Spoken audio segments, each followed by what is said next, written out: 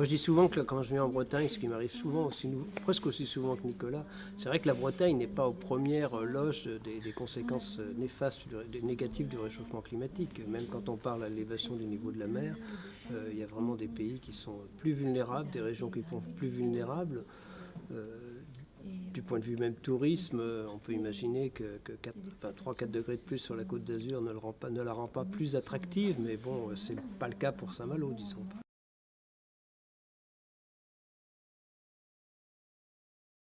Ça dépend par rapport au début du XXe siècle, disons, à l'échelle humaine, à l'échelle de quelques... Enfin oui, on a pris 20 centimètres, donc c'est pas négligeable, mais c'est pas énorme. Mais on a pris 20 centimètres. On est actuellement sur un rythme de 3 millimètres par an. Depuis le début du siècle, on a pris à peu près 4-5 centimètres depuis les années 2000. Ouais, donc, bon, ça peut jouer quand même, mais on voit bien que... Alors après, est-ce qu'il y a des vents plus violents au moment des grandes marées? Ça, je ne sais pas trop, pas forcément non plus.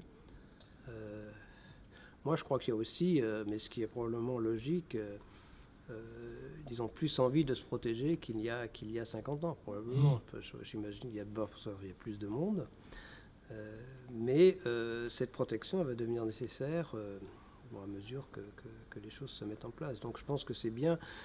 Et ce qu'il faut aussi c'est bien sûr faire que les constructions nouvelles soient vraiment, disons, exemptes de risques par rapport à ces risques de submersion.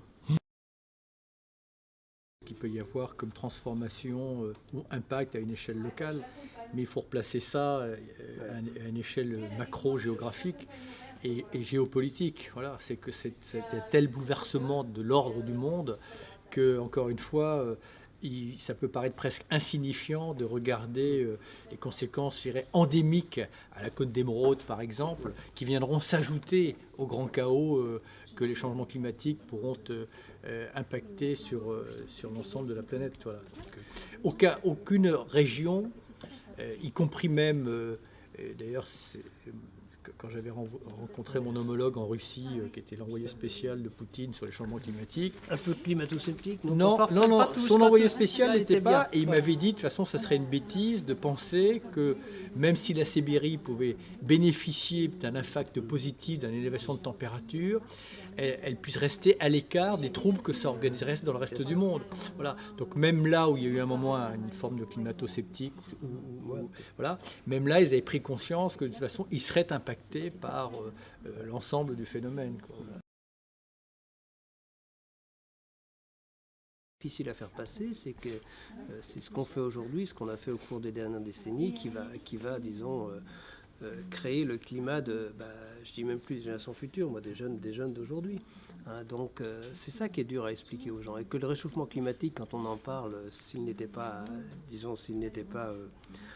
maîtrisé, 4 à 5 degrés à la fin du siècle, c'est l'équivalent d'un changement entre périodes glaciaires aujourd'hui. Ça n'a rien à voir par rapport aux degrés qu'on a pris. Donc c'est vrai, moi la difficulté qu'on a, c'est que le changement climatique, le réchauffement, les gens pensent que c'est ce qui se passe aujourd'hui. Ce n'en sont que des prémices et pour le moment assez sympathiques. Des prémices sous nos latitudes. Ouais, parce que, oui, il y a des endroits plus vulnérables. Ce qui est terrible, c'est que ça n'occasionne pas sous nos latitudes des changements immédiatement palpables.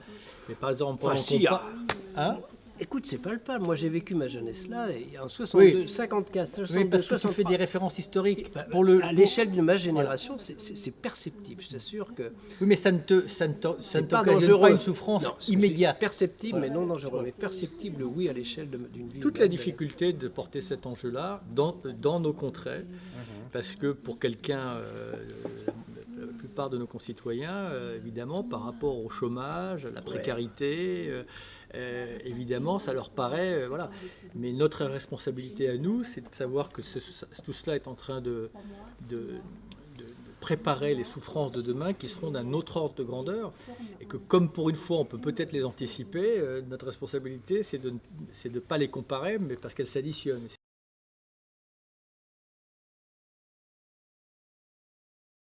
L'assemblée plénière de la FNAB, la Fédération nationale de l'agriculture bio. Alors une des questions qu'on m'a posées, c'était le bio a beaucoup d'avantages, mais en termes d'émissions de gaz à effet de serre, c'est pas si évident de le démontrer, effectivement. Donc ça dépend. Bon, moi j'ai regardé, il n'y a pas vraiment. Enfin, il y a quelques études, mais bon, effectivement, le fait du transport et tout ça. Donc, si le bio pour le moment ne peut pas forcément, enfin c'est pas si évident de dire le bio c'est sain pour l'effet de serre. C'est sain pour la santé, ça c'est sûr, mais pour l'effet de Parce serre... que les études ne sont pas là, mais Ouais, à partir du moment où tu utilises il moins faut... d'intrants qui eux-mêmes sont sûr, c'est ça fabriqués qui avec compte, du pétrole, à Voilà. partir du moment où C'est tu tout fais ça en qui sorte compte. que les surfaces au sol soient toujours utilisées par toutes sortes de plantes et que ça capte mieux le CO2 à partir du moment où tu retournes moins la terre, il paraît assez ça, évident, ça- mais pour l'instant je pense Ouais, qu'il n'y a pas eu il y a les études. ouais, non, c'est ça.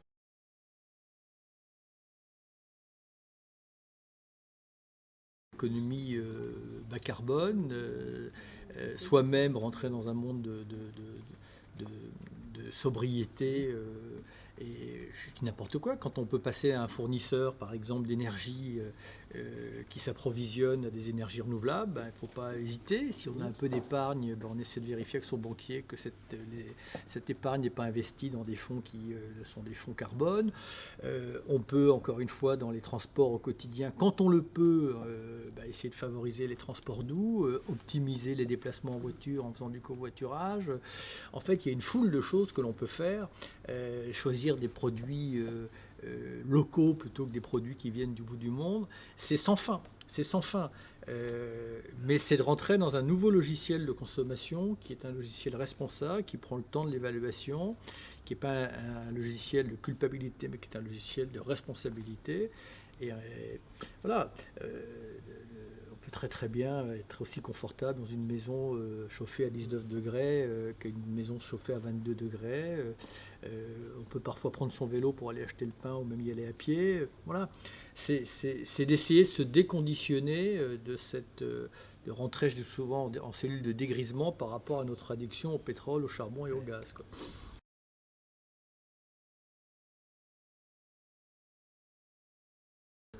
C'est le basculement, parce que là on rentre dans le dur, pour structurer demain les modes de consommation et les modes de production, c'est le basculement des régulations, c'est-à-dire soulager la fiscalité du travail, basculer la fiscalité sur les impacts environnementaux, les prélèvements des ressources naturelles et les prélèvements des ressources énergétiques, et avoir une fiscalité incitative et dissuasive, et notamment une TVA qui soit incitative pour les biens et les services qui vont dans le bon sens et qui soit progressivement dissuasive pour les biens et services. Si vous voulez structurer, tout le reste, c'est chimère. C'est le seul levier qui pourrait... C'est quand même le porte-monnaie qui pour beaucoup de personnes. Mais encore une fois, avec de l'incitatif et du dissuasif. Voilà.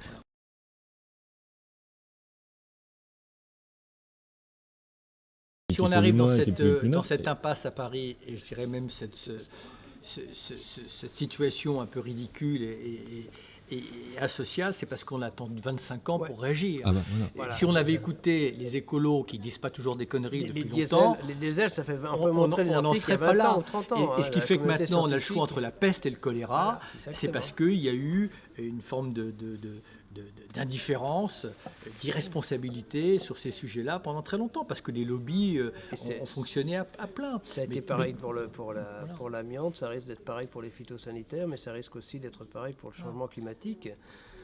Bon, je parie que enfin moi je serai peut-être plus là dans 20 ans, mais il y aura des gens qui viendront nous dire, il fallait nous le dire. Mais on n'arrête pas de le dire, que c'était un vrai problème. Et il y aura toujours des gens pour nous dire, mais il fallait nous le dire. Ben non, on le dit, on n'arrête pas de le dire. On essaye, mais voilà, donc bon, pour Paris, il faut quand même prendre des mesures aussi. L'argument, c'est comme l'argument du chômage. L'argument, il faut effectivement aider les plus pauvres. Bon, la précarité énergétique, c'est un problème. Il faut évidemment aider les plus pauvres, mais il faut aussi en même temps mettre en place des transports en commun. Et si les transports en commun font que bien les gens s'éloignent encore de plus en plus du centre de Paris, c'est pas non plus gagné. Il faut les industriels de l'automobile, pour ne parler que de ce secteur-là, un certain nombre de normes est programmé dans le temps pour leur permettre de s'adapter, mais en sachant qu'il n'y aura aucune remise en cause de ces normes, vous changez les choses. Voilà. Là, on a laissé faire. Voilà. Et donc, et tout d'un coup, on est un peu dans la panique, on fait un peu de voiture électrique, un peu de ceci, un peu de cela. Bon, tout ça, pour l'instant, est bien sympathique, mais on n'est pas encore dans la cohérence. Et maintenant, ça va se mettre en place, mais avec beaucoup de retard. Donc, en attendant, on passe par ces situations qui sont, je le reconnais, après avoir incité des gens à acheter des diesels, maintenant, ils sont les premiers condamnés. C'est la faute faute, excusez-moi, mais c'est pas le hasard. C'est qu'on attend toujours dans une situation de crise pour réagir. Là, on ne peut pas faire autrement que de voir que la pollution, elle nous pète à la figure. Ben, on aurait pu s'en apercevoir un peu avant.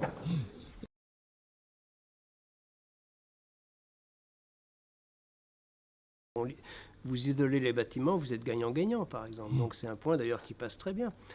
Toute l'efficacité énergétique dans les bâtiments. On a complètement changé la façon de construire et voilà, donc il y a encore beaucoup à faire. Mais il y a des endroits où c'est gagnant-gagnant, l'écologie. C'est pas le contraire. Quand je vois des gens toujours dans de des la punition, HLM à côté de Rennes voilà. qui ont des factures de chauffage qui ne dépassent pas 20 € ou 30 € par mois.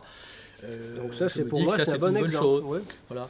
Quand l'impératif écologique va nous obliger à développer massivement les énergies renouvelables et va donner la possibilité à chaque citoyen, à chaque famille, à chaque village en Afrique ou en Europe de produire sa propre énergie et pas être dépendant des grandes puissances, eh bien ça veut dire ça va être un changement crucial des relations entre les hommes. Là, dans le monde de ce soir, là, il y a 2 pages sur le solaire, sur le développement du solaire. Moi, ça me donne des raisons d'être optimiste. Donc, vous regardez le monde, là, il y a 2 pages en disant que, effectivement, les renouvelables, il y a eu 2 fois plus d'investissements dans le renouvelable cette année que en 2016 que sur le fossile. Donc, c'est quand même des choses qui donnent aussi un peu envie que ça avance. On connaît aussi les problèmes. Il faut des innovations technologiques pour le stockage et tout ça, mais quand même les choses avant. Donc, il ne faut pas non plus dire que ça ne va pas. Mais quand même, c'est presque l'anniversaire du pacte écologique. Hein. Tu vas faire quelque chose ?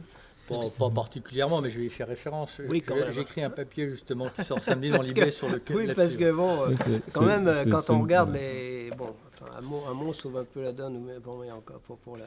Non, mais il y a quand même eu un basculement culturel dans le pays, si tu veux, notamment dans les collectivités, parce qu'on ne peut pas dire qu'elles ne font rien. Non, chacun a son agenda 21. Voilà, donc. On ne peut pas dire que rien ne s'est fait, mais ce qui est assez étonnant, c'est que visiblement, ça n'a pas diffusé dans toutes les intelligences. Voilà. Il y a certaines intelligences qui ont des trous. C'est vraiment, je pense que les trous dans l'intelligence sont peut-être dus à trop d'orgueil, mais je veux dire qu'en 2017, alors que la planète s'est réunie à Paris, a posé un constat imparable et s'est fixé une feuille de route, que certains n'y fassent même pas référence parce qu'elles conditionnent leur politique économique et leur politique énergétique.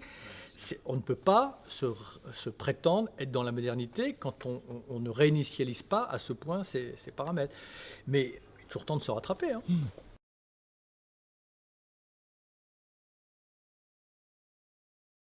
La campagne est tellement longue que ce qu'on va dire à 3 mois de la campagne serait inaudible, mais on se prépare pour imposer ces sujets. Est-ce qu'on y arrivera, ça c'est une chose, mais bien entendu on sera présent.